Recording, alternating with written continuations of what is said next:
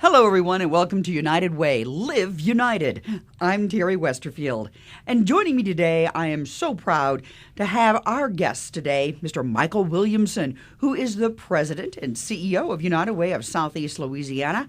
Just happens to be my boss, and Beth Terry, who is the Executive Vice President and Chief Transformation Officer of United Way SELA, and also joining us, Candace Wright, who is the Director of Resource Development at United Way of Southeast Louisiana. Welcome, colleagues and friends. How are you? Great. Thanks, Terry. Well, I tell you what, it's been a long, we've been busy. I think that would be almost an understatement. But we just want to say right now that our fall 2013, spring 2014 annual fundraising campaign has just run its course. And we are so grateful, and we're thanking all our supporters, many like you who are listening today. Because of you, we were able to reach a good financial goal that will help us do so much for so many in the Southeast Louisiana region. And sometimes I think we forget, everybody thinks, oh, it's just New Orleans or it's just Jefferson, but we have 7 parishes, folks. So we're in Orleans, Jefferson, St. Bernard. We're down in Plaquemines Parish. And across the lake, we have Washington, St. Tammany, and Tangipahoa. And together we are a strong but diverse area. And we all have different challenges that we face.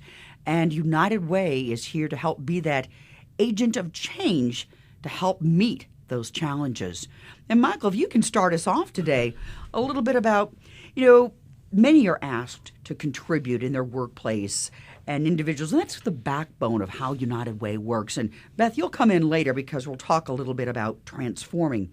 But talk about folks who may not know about our campaign and how it's run and what they can do and just why it means so much to this community. Sure, thanks. First, I would say if you don't know about the annual fundraising campaign, then we invite you to call us so we can identify you and maybe help connect you either through your workplace or at your home or in your small business or wherever you may be. It's a big piece of what you'll hear later about our transformative work. The annual campaign is United Way's attempt to generate as much unrestricted contributions as we possibly can so we can invest it in programs and services that help meet some of the most desperate needs in our community.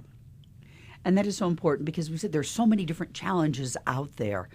And we talk about how we try to task those that are under health, education, income, the idea that it all starts with a sound early childhood education, because from that you can grow, and it's all about growing up, graduating from high school, being able to get a better job when you get married, be able to financially stable, take care of your children, have better health.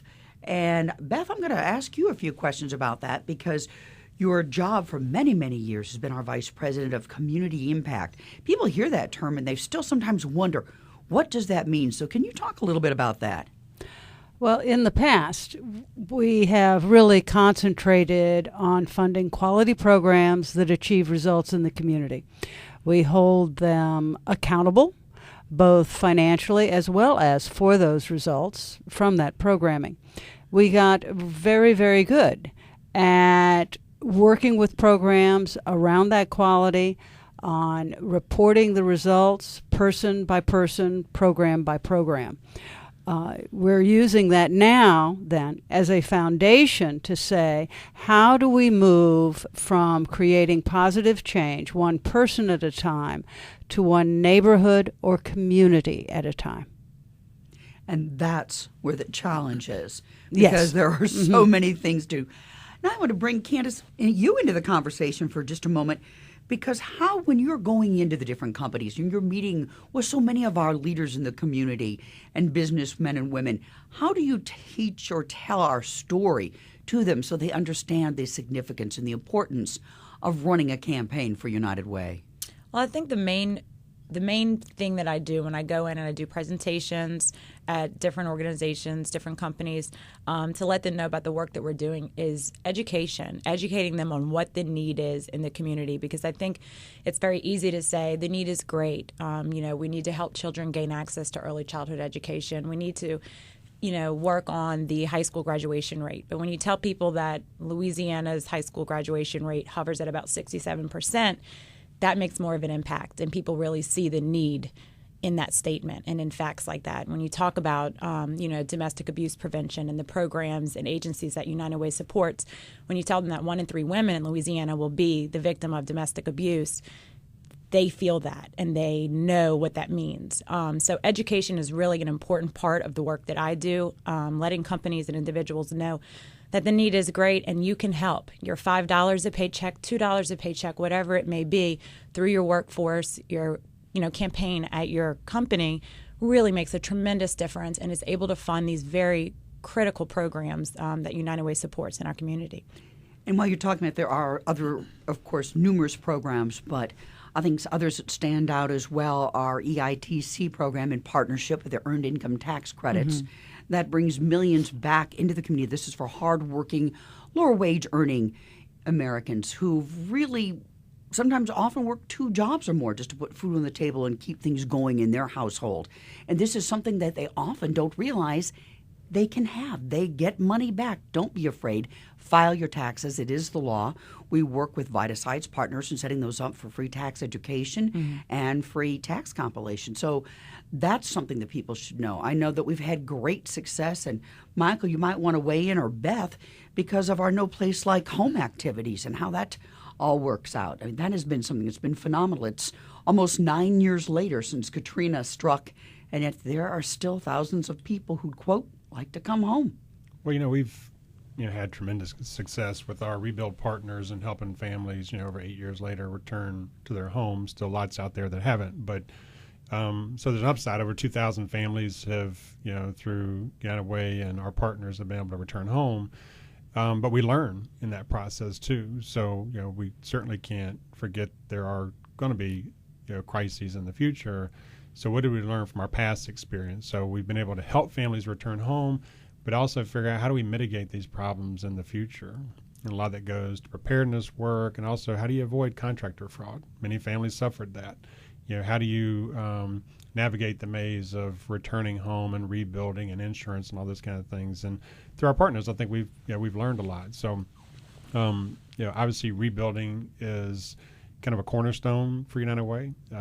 I think over the years we didn't really realize that, but it takes a few major disasters here and around the country to remind us that long after feeding programs and sheltering have closed, United Way is here. We've been here for a long time. We're going to be here for a long time. We have to help families get back on their feet and recover and kind of return to maybe a new normal, but normal. And that's something I think that we really need to bring up, because when there is a disaster, we as a nonprofit work with others who are often partner agencies, whether it be the Red Cross or VOA or others. But we all have different roles that we play.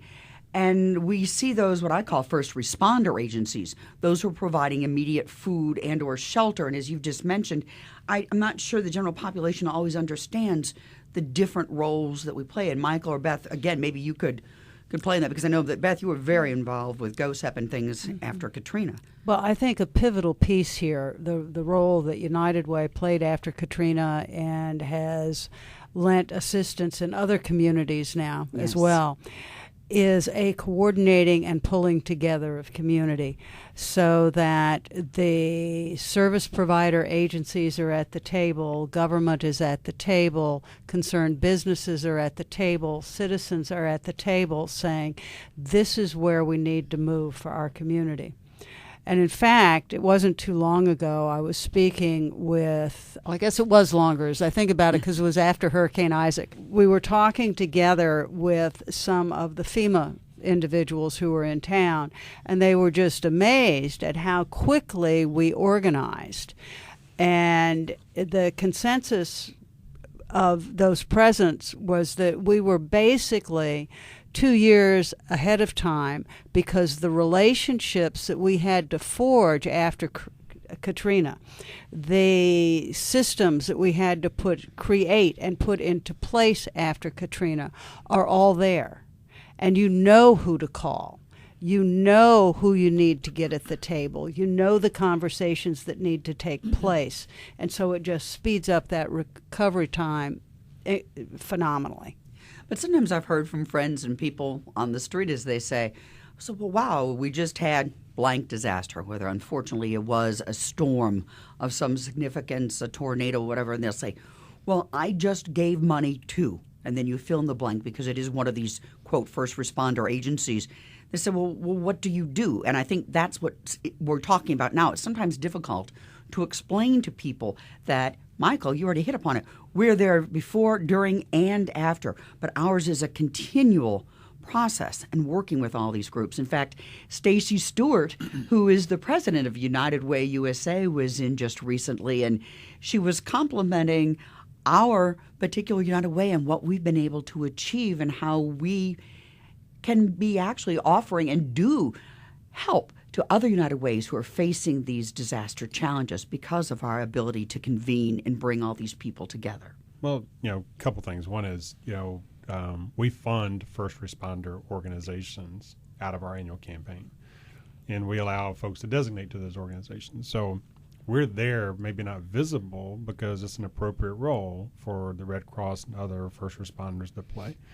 But we're also there convening in the middle of the recovery process and then the longer term. So if you invest in United Way, you're a part of all of that. You get to be a part of it from the very beginning, during first response, all the way through the longer term recovery. So if you're like me, you're busy and you have a lot of things going on, but you want to give, United Way is by and large the best way to do that. That's just plain and simple. The other thing is, our friends from around the country, our friends in the Northeast that experienced Superstorm Sandy, our friends in Alabama and the Midwest who dealt with tornadoes and flooding and all those, they're calling United Way of Southeast Louisiana and saying, we're going through this crisis. What can you do to help us learn from what you learned so we don't make the same mistakes that maybe you made? And so I think folks in this region, I've gathered, are very humbled by the amount of support this community received and this region received after Katrina and certainly Isaac and even the oil spill. I mean, we want to get back. So you can know when you invest in United Way, you're not just helping locally and we're doing great work locally, but if a disaster takes place somewhere else, we're running to their aid as well to make sure they don't suffer the same fates that we have. And so I think as a donor, that's a great deal. That's a good bargain, and I think it can instill a lot of confidence in would-be donors who are trying to decide, where do I give? And there's so many opportunities, and I would never discount any good, hardworking nonprofit organization in our community. But when you have limited resources to invest back in the community, United Way is probably your best bet. And Candace, when you're going into the workplace then and meeting with our business leaders, is that you're talking about to designate or not to designate it? Maybe we need to talk a little bit about that because Michael just brought it up. It's your money, and as an individual, you are investing in New Orleans because you are in New Orleans through United Way or Hammond or as the place may be, because this money is going to filter out into the communities. But individuals can decide, but we're also there to overall offer a broader scope of help, as Michael's just explained. That's correct. You can designate your gift, through United Way if there is an agency that's near and dear to your heart. But what I love the most about someone who may be inclined to designate is that you can designate within United Way.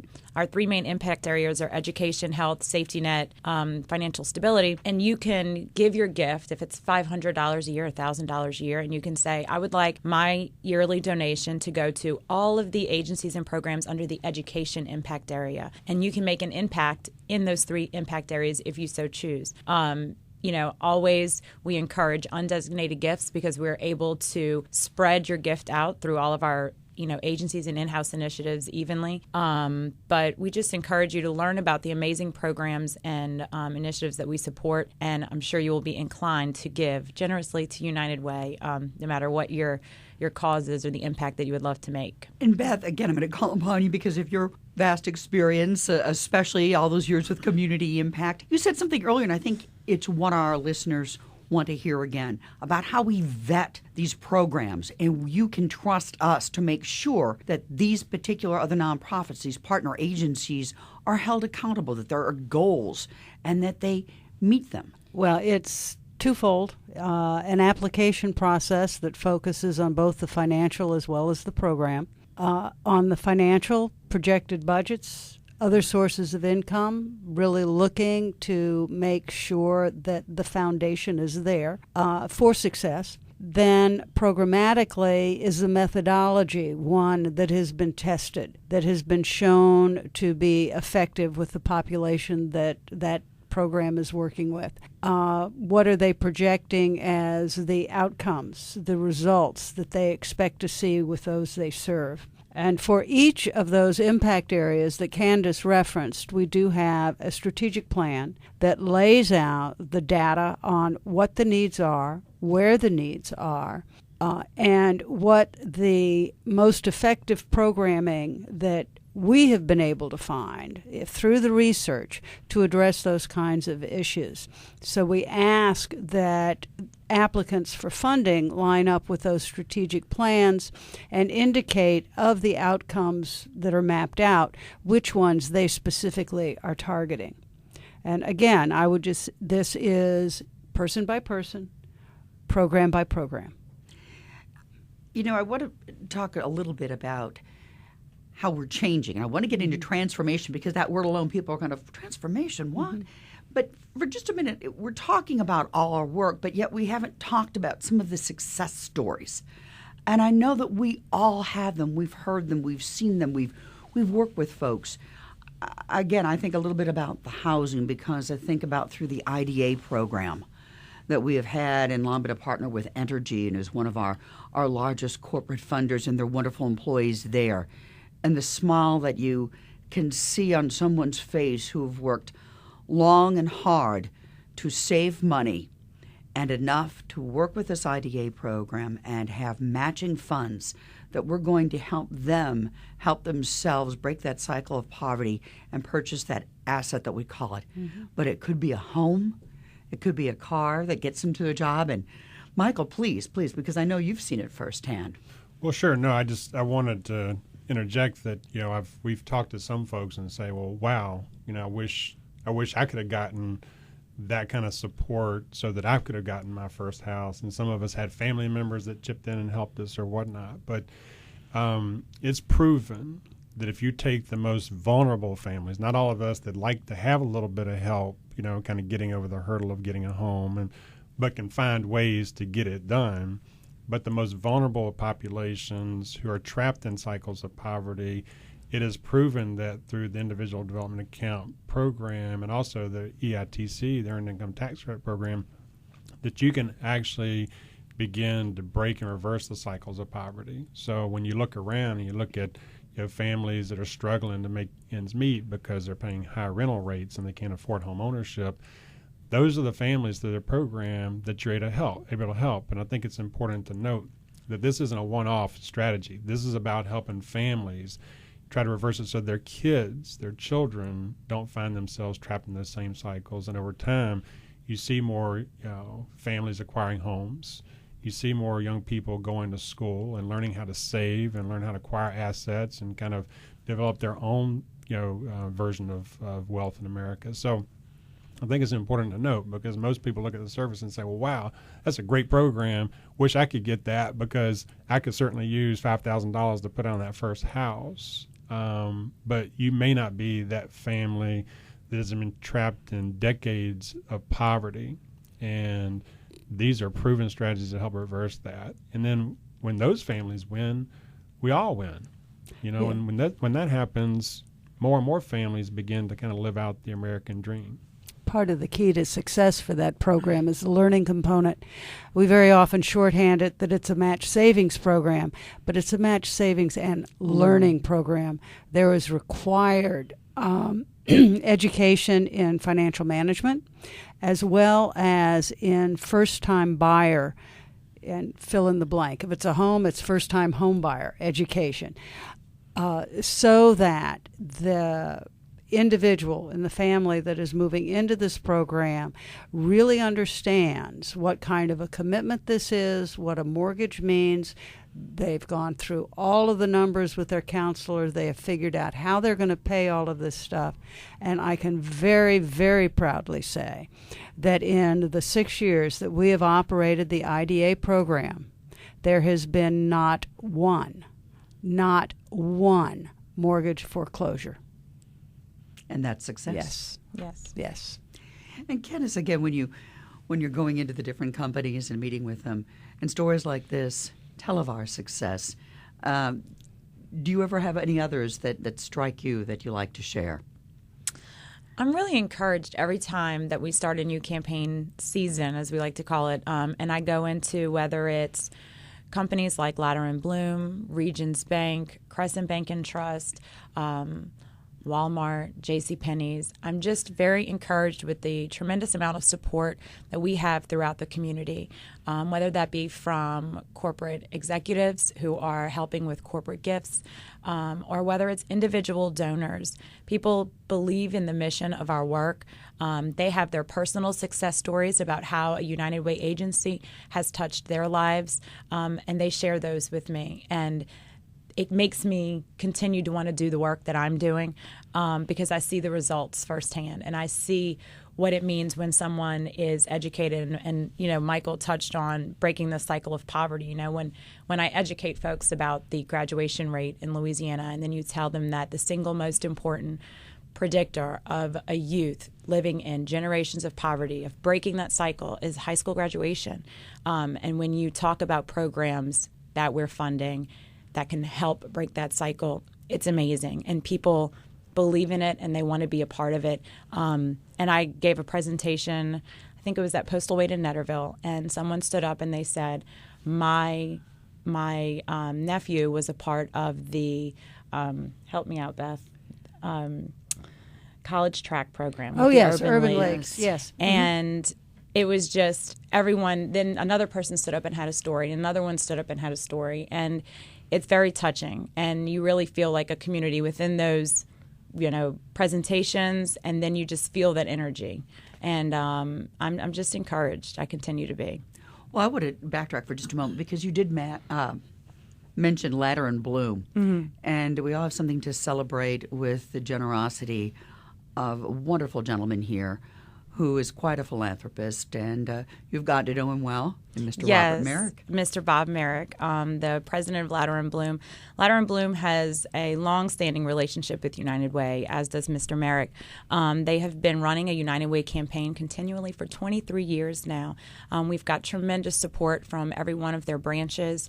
All of the employees there are so engaged in the work that we're doing and in the campaign, and it really it's from the top down, and Mr. Merrick believes in United Way. He has always said he attends the presentation every year at the beginning of the fall, and he says a healthy and thriving United Way is a healthy and thriving Ladder & Bloom.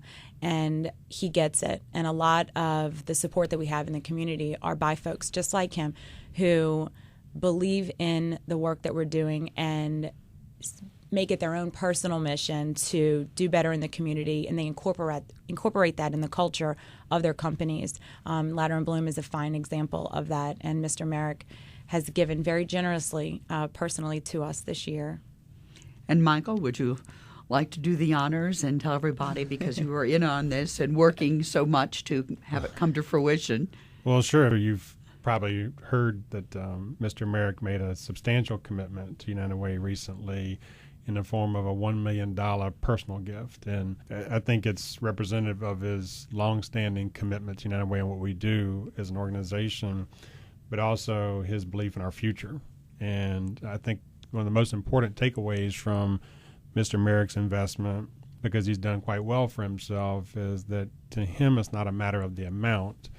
It's a matter that each individual in the community should be able to give to their means. And so he gave $1 million, but he would encourage any individuals, whether it's $5 to $100 or $1,000, to give what they can.